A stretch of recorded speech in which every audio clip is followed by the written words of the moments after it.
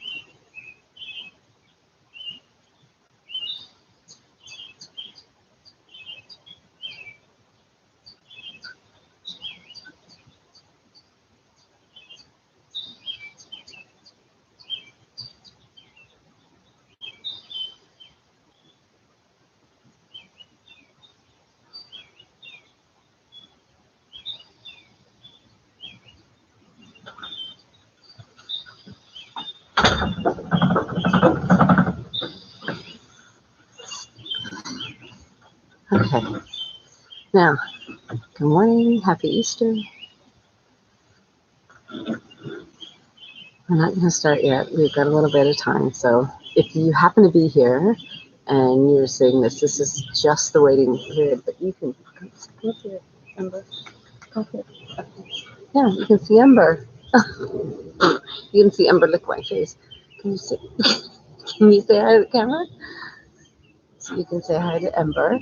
Um, for those, I don't know, of my friends who don't know, Ember, we adopted this rescue dog in October of 2020, and she's um, half husky, and then she's been so sweet.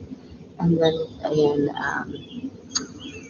in gosh, was it January or February? We adopted what we think might be her brother. So, and I see Michelle. Good morning from India. I see. Good morning, Michelle, and whoever is with you. It's nice to be celebrating Easter with you. And you are way, way, way past your um, Easter sunrise because of the time. But I hope you had a beautiful Easter this morning. Yay! So the backstory to this, if anybody, while we're waiting to start, the backstory to this is that I think 2018, I decided to have an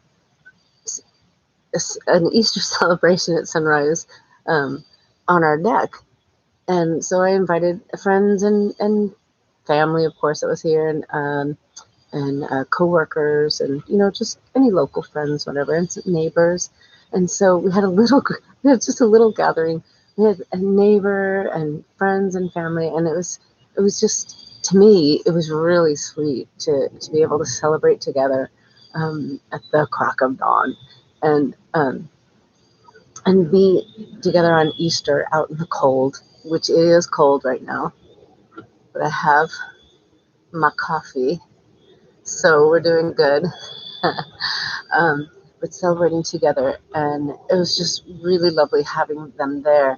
And then the next year, something went on. I can't remember what the timing was, but I couldn't do that. And then last year, 2020, my goodness, just soon after everything broke out like crazy, my friend Judy says to me, she texts me and says, "Are you going to do your sunrise service online?" I'm like, uh, yeah, of course I am.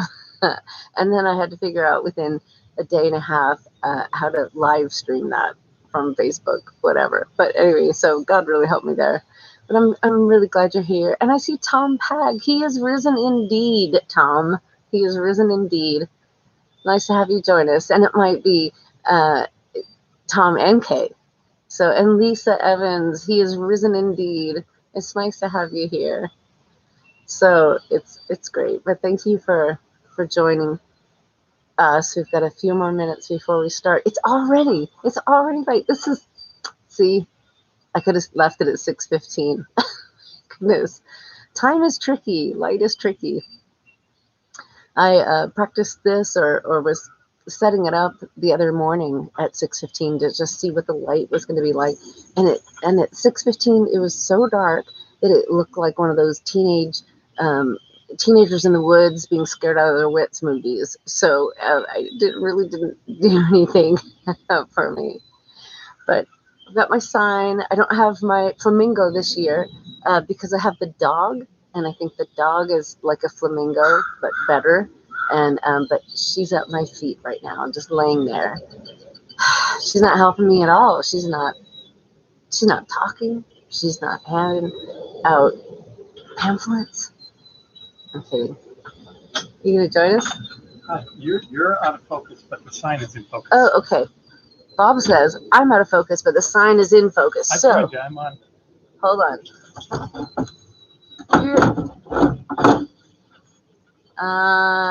Good thing he did this before it started. So wait a second. So I need to just sit back? Huh. Here. Let's see if it'll. What? Is that better, Bob? Well, let me go ahead and check. I want to bring that in. Sorry, everybody. All right, hang on. Now it's so boring. Dog toy out. This is Bjorn. Bjorn, come up here and say hello to the camera. Oh, no, up here. Up here. Okay, so he's not going to. Well, that was nice. Oh, great, the dogs. Yeah, this is going to be good. Yay. Well, I guess, yes, the sign, you could just briefly put the sign up to start, and then we do it. Thank you for joining the very professional production of Gioia on the Deck here. So, appreciate that. And let's see, maybe I can. I just need to sit back. I don't know.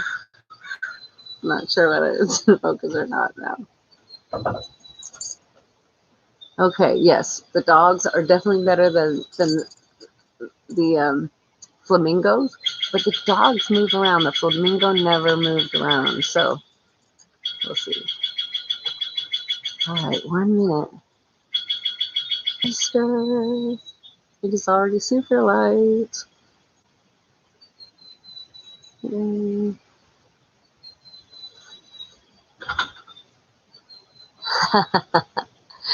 Is it still really out of focus? You can put the sign up. It's really pretty much the same. Is it the same? Either one? Okay, so I'm putting my sign back up, but I've got dogs in here, so that's really good. They've been sweet. They've been fine. All right, we'll put the sign. I don't know. Bob's right, man. The sign is super in focus, and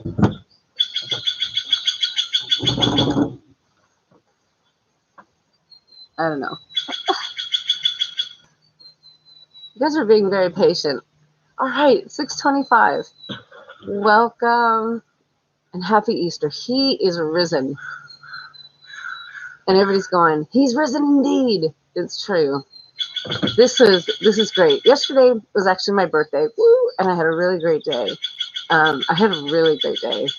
But what was so cool is that yesterday, as everybody knows, was the countdown day. 4, 3, 2, 1. It's countdown to Easter. So yesterday was for today and today only. And I am so happy to be able to be here celebrating at dawn the death but the resurrection of Jesus and what he did. So I am going to go back in a second with scripture, but I'm really glad you're all here, and thank you.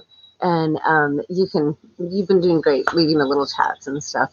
But anybody else out there, if you want, you can leave a message, you can chat, or you can just watch privately and say, I wasn't there. No. So, but we're going to read, we're going to go back all the way back to Friday. Good Friday. And of course, it was horrific Friday back when it all started, when it all began. It had to have been that way. Jesus, he was the leader and Messiah of this band of disciples and followers that had put their hope in them, in him, and had aligned their future with him. And all of this together, right in front of his family, his followers, his friends, he was put to death. He was taken down. He was buried by one of his followers. Everybody's mourning. Nobody can believe what's happening. They're stunned. They're heartbroken. They're traumatized. They're anxious and nervous and scared. I truly, I can't imagine what that would have felt like at that time. And as I said, they put their hope in Jesus. They had aligned their future with his, and they had put all their eggs, sorry, in one basket. But the thing is, I know, see what I did there? But that basket was suddenly gone. That future, gone. What were they to do? And now we read the story in Mark. And I'm taking out my tablet. That nice warm glow is not, it's not the sunrise, it's just my tablet. So we're going back, like I said, back to Good Friday. Jesus had just taken his last breath, and he was gone. A Roman captain standing guard in front of him saw that he had quit breathing, and he said, "This has to be the Son of God." Late in the afternoon, since it was the day of preparation, that is, the Sabbath eve, Joseph of Arimathea, a highly respected member of the Jewish council, came. He was one who lived expectantly, on the lookout for the kingdom of God. Working up his courage, he went to Pilate, and he asked for Jesus' body. Well, Pilate questioned whether he could really be dead that soon, and called for the captain to verify that he was truly dead. And assured by the captain, he gave Joseph the corpse. Having already purchased a linen shroud, Joseph took him down, wrapped him in the shroud, placed him in a tomb that had been cut into the rock, and rolled a large stone across the opening. Mary Magdalene and Mary, the mother of Joseph, watched the burial. So that was Friday. Then Sabbath came, and their time of no working happened. And then we fast forward, Friday ends, Saturday goes through, and then suddenly we're at Sunday morning. When the Sabbath was over, Mary Magdalene, Mary the mother of James, and Salome brought spices so they could embalm him. Very early on Sunday morning, as the sun rose, let's pretend that this is the rising sun. As the sun rose, they went to the tomb. And they weren't allowed to. So what are we going to do? Who's going to roll the stone back for us? And I'm not really sure why they didn't think of it before then, because it was a pretty big deal. But they looked up, and they saw that it had been rolled back. It was a huge stone, and they walked right in. They saw a young man sitting on the side, dressed all in white. They were completely taken aback. They were astonished. And he said, "Don't be afraid." I mean, isn't that hilarious? Every time you see an angel in the Bible, you read an angel in the Bible, they're always saying, "Don't be afraid." I mean, we always picture angels, white, glowing with the big wings, and it doesn't seem like a scary thing. The sheer presence of an angel, and that presence of God, Don't be afraid. I know you're looking for Jesus the Nazarene, the one they nailed on the cross. He's been raised up. He's no longer here. You can see for yourselves that the place is empty. Now, go on your way. Tell the disciples, tell Peter that he's going on ahead of you to Galilee, and you'll see them there. You'll see him there exactly as he said. Jesus was gone. He was not in the tomb anymore. Wow. These women came that morning at the crack of dawn, the beginning of Sunday. They came expecting to deal with death. They were prepared for that. They came to prepare Jesus' body in a way that they didn't have time to do before the Sabbath began on the Friday. They were prepared to grieve while they did this difficult job. They were prepared for a lot of things, but they weren't prepared for Jesus to just not be there. They'd been worried about not being able to roll back the stone. I mean, I don't know, maybe they thought the guards could do it. Who knows whether the guards would have been helpful or not? We don't know. But when they got there, the stone was rolled back. Why did the angel roll the stone away? What was the point of that? Did Jesus need the stone rolled away in order to get out of the tomb? No, of course not. He's God. Jesus didn't need the stone to be moved. He just came back to life on his own. He didn't need that. He could walk right through it. I mean, he proved that later. He appeared in a room full of his disciples inside of a locked door, it says, and he appeared. He didn't need the stone.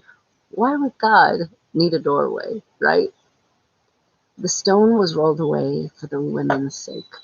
And that's what I kept thinking about this past a week ago, that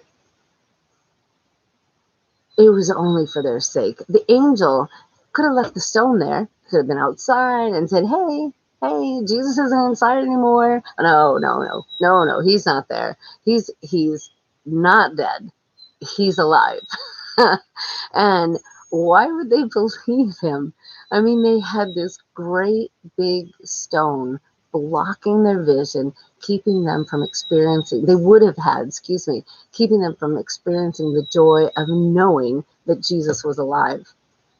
The stone was rolled away for their sake so that they could see what Jesus had done for them and for us.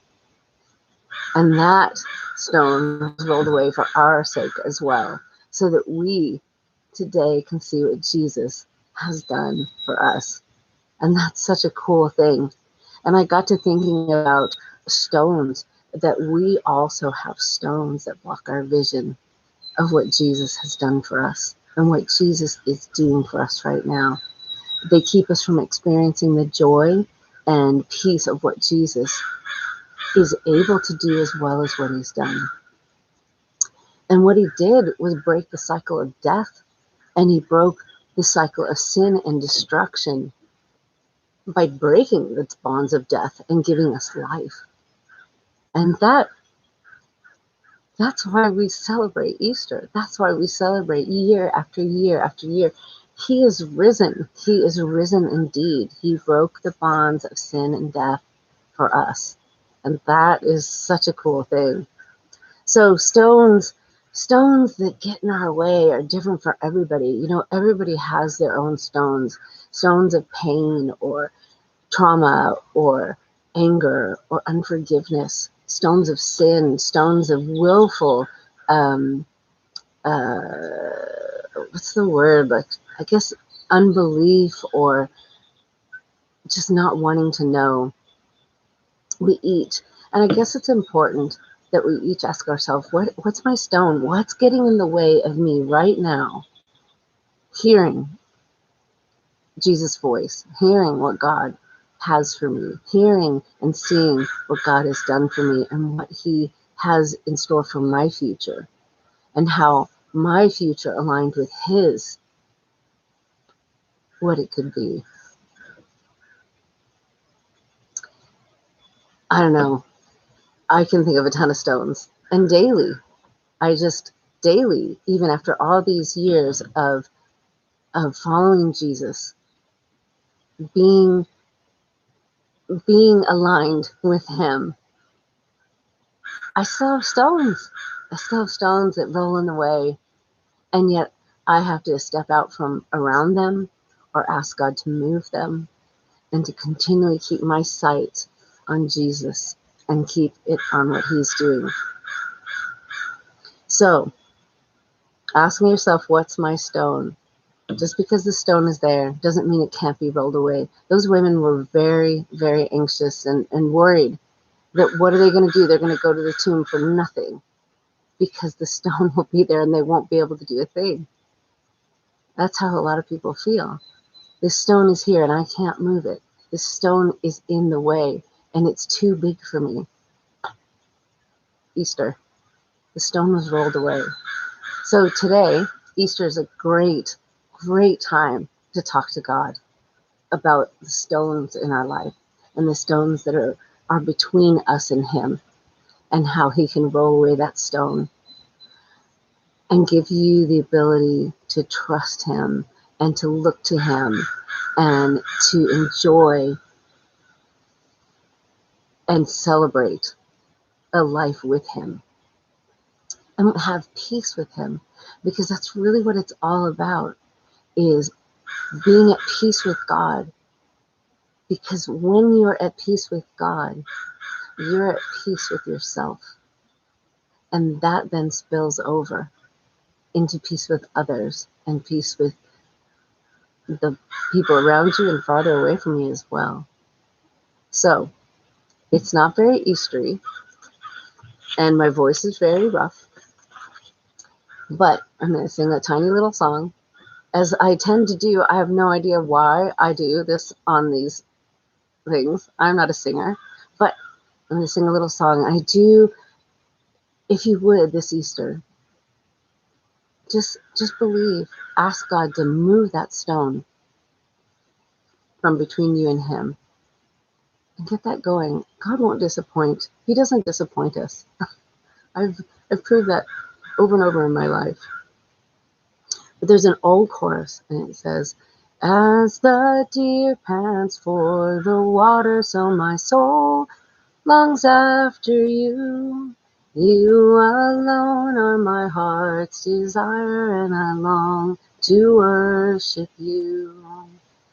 You alone are my strength, my shield. To you alone may my spirit yield.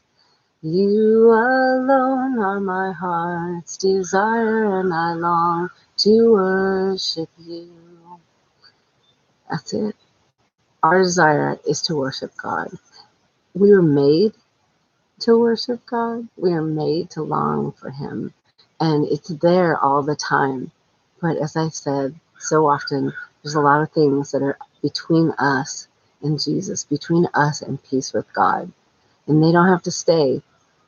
Those stones, those rocks, they're movable. God's not. God will always be there. So enjoy your Easter. I have no idea what time it is. Darn it, it was probably too long again. But enjoy your Easter. Enjoy the beauty of being with people you love, even if it's online today. And enjoy the fact that we are here and that Jesus is risen. Amen. Have a great day. And thank you all for coming. Yay. Thank you, Art. Thank you, Lynn. All right. See you later at church. We've got Sunday school and then church later in person and recorded. So I will see you there. God bless.